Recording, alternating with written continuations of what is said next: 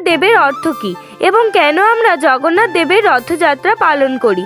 জগন্নাথ দেব হলেন জগতের নাথ বা জগধীশ্বর। জগৎ হচ্ছে বিশ্ব আর নাথ হচ্ছেন ঈশ্বর, তাই জগন্নাথ হচ্ছেন জগতের ঈশ্বর।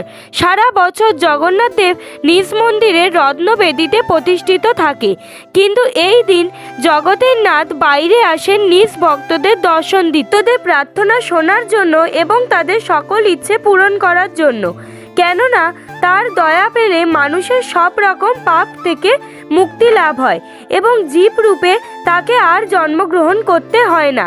বিশ্বাস থেকেই রথের ওপর জগন্নাথ দেবের প্রতিমূর্তি রেখে রথযাত্রা করেন সনাতন ধর্মাবলম্বীরা। কেননা ভক্তের কাছে ভগবানের মূল্য কতখানি তা আমরা উপলব্ধি করি যখন দেখি অগণিতিক ভক্তের মহাযাত্রার মহামিলন মেলা। সেই পরম ভক্তের টানে ছুটে আসেন অন্তর্যামী অন্তরাত্মারা।